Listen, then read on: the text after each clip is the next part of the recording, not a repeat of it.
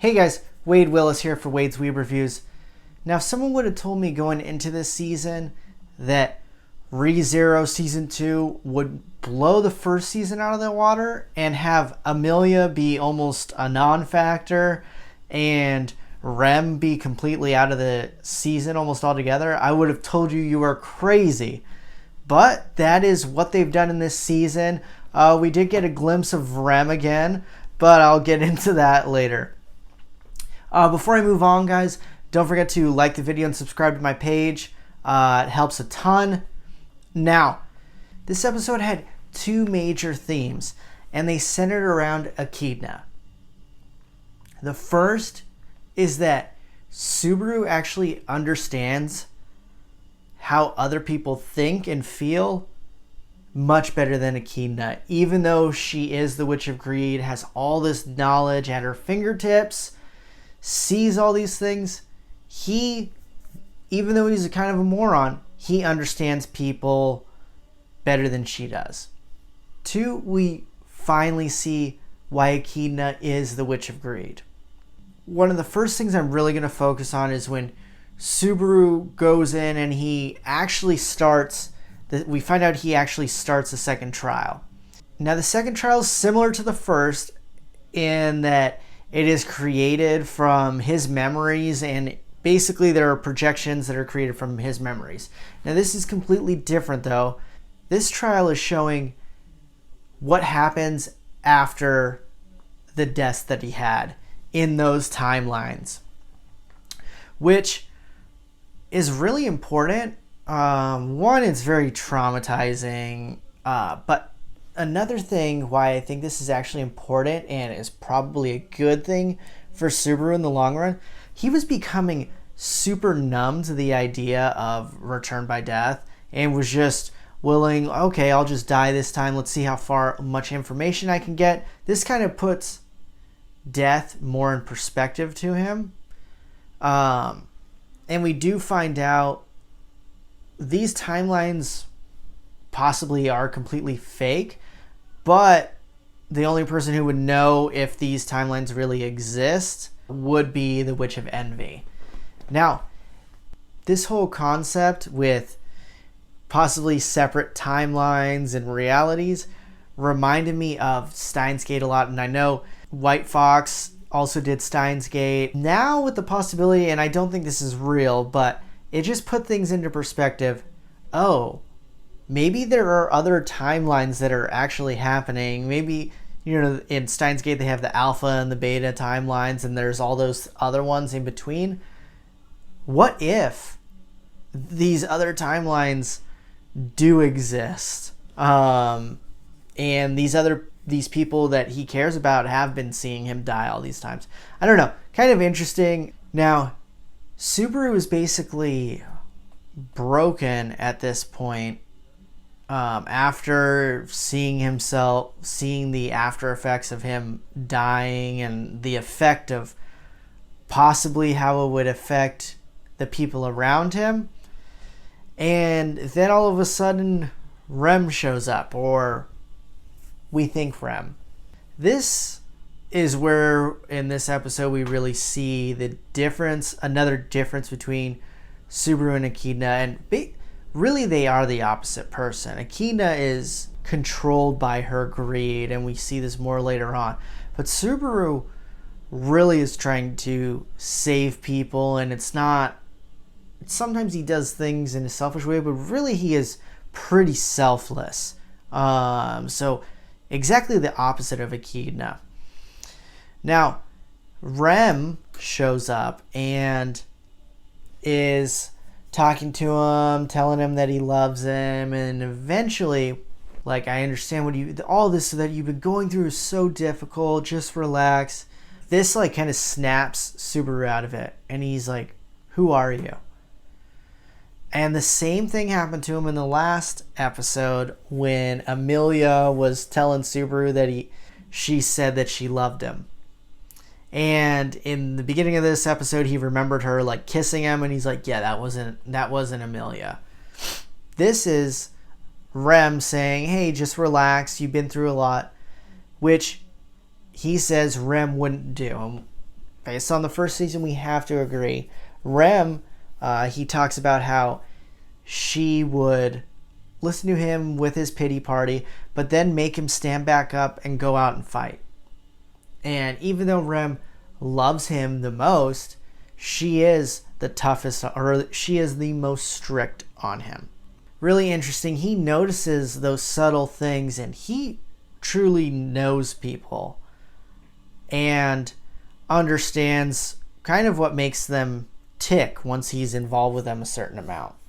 And with all the information and knowledge that Echidna has, I'm not saying that she doesn't understand people at all, but for the amount of information that she has, she's so detached from reality, she doesn't act like how a human would, in my opinion. We end up finding out that this is, it's not Rem, it's Carmilla, which is the Witch of Lust. And she gets all sad that Subaru's like kind of like pissed at her. And she's saying that this isn't what Echidna promised or like said was going to happen. She just said all I had to do was dote on you and it would be okay. So again, truly not knowing Subaru. To me, her not knowing Subaru, even though she watches him like a creeper all the time, is solidified when she says Subaru wants girls who just offer everything to him, which cannot be further from the truth. Rem, who is possibly the best girl ever in the history of anime, wants everything with Subaru. She's so supportive, loves Subaru, she's there for him. You cannot find a better girl. But he wants Amelia, the one who really doesn't return the feelings back to him. She doesn't offer it back to him. That's who he wants. He doesn't just want someone that offers everything up to him, even though we all know Rem's better than Amelia, but I'm not going to get into that. That is just solidified later on in the episode when she says that. We get transported back to Amelia's tea party area. She's talking to him, and we get down to it. She wants a contract with him, and in this contract, she's going to offer Subaru assistance anytime he needs it, and she says with her knowledge, she'll be able to figure out how to implement his return by debt, like all these things, and all of her knowledge will be able to help him through. And he's like, I mean, that actually sounds like a pretty good deal. And then we see her slip with her true emotions, and she's like, what? Oh my gosh, like, oh, like, flips out, like, is ready to just, like, pounce on him, and he's like, and then she tries to play it off cool, and he's like, dude, you just can't play it off cool. Now, this is where I'm kind of annoyed, or I got kind of annoyed with Subaru at this point. And honestly, from what he knows at this point, it sounds like a decent deal. But she's a witch of greed. If it sounds too good to be true, it's probably too good to be true. There are other people who have contracts with Amelia that we know of. And these contracts don't seem very positive. First one, Ryuzu.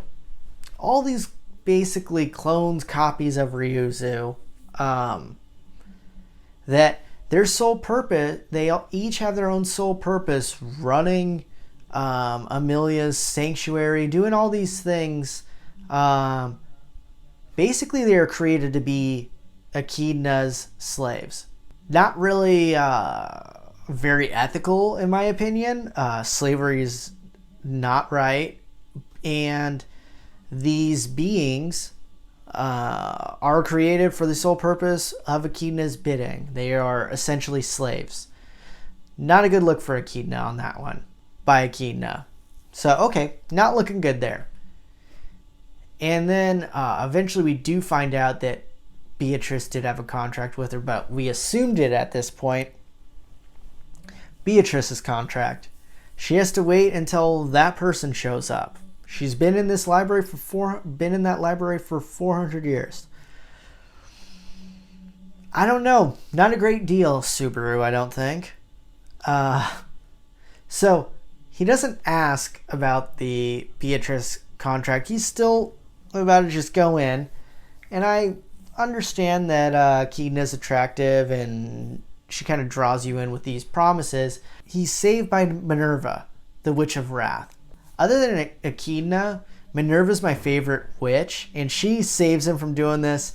And then other witches come in and they're basically telling Subaru like, hey, she's not lying, but she's not telling you the whole story. And the deal that Echidna really wants is, hey, I'm going to help you out with all this stuff. I'll give you anything. Okay, you get anything you want. You can even have my body, which, like, I'm just kidding. But I was waiting for once she offered her body for Subaru to be like, all right, deal. But didn't happen, thank goodness. What he has to give up? Basically a piece of everything. Everything, like, she's like, anything you think, anything you feel, all these things, and she's like, I want a taste of it all. Okay, so she wants a piece of everything. The help and her offering her assistance and like you being able to have sex with her, and she says you can even like yell at me and stuff. I mean, I guess enticing, but anything that's personal to you, you have to give her a piece of, which not really a good deal. In my opinion, this is literally a deal with the devil. The other witches are making her kind of explain more and more. Eventually, Echidna really just lets loose and does this monologue talking about everything that she could do with his return to death, what they could do together, all these things about how she can use him and they can use his skill. His return by death is the only thing that could really quench her thirst that she has for knowledge. When she's doing this like monologue, she has her arms like outstretched, just like ranting, and it truly reminded me of like portrayals of like cult leaders speaking to their people about the religion that they made up. And it was, I've been a bit sketched out by her, but this made me truly think, is she possibly like almost the worst witch? And I know Satella's done a ton of horrible things, but just seeing how manipulative Echidna is and how big of a fanatic she is, it is extremely disturbing. And this is just, I think, the tip of the iceberg. We're really gonna see more from her in the second part of season 2. I'm super excited for it, but yeah, really looked like a cult leader. And then Subaru asks her about the Beatrice thing. And she says, yeah, I had a contract with her. And Subaru asks her, like, okay, who is this person? Echidna didn't know. She's like, oh, I have no idea. I just wanted to see who she would pick. And we truly realize every being that she creates is like a toy to her, and it makes you even feel worse for Beatrice going through those 400 years waiting for that person when realistically the first person could have walked through the door and she could have accepted that person and had her curse broken. But she was thinking the whole time waiting for a special person, and now we find out Echidna really didn't have a special person in mind. She just wanted to see who she would pick as that special person. Subaru tells her, you're incapable of understanding what others feel, which is so true. And I almost look at Echidna with, her creating life and them being almost her slaves.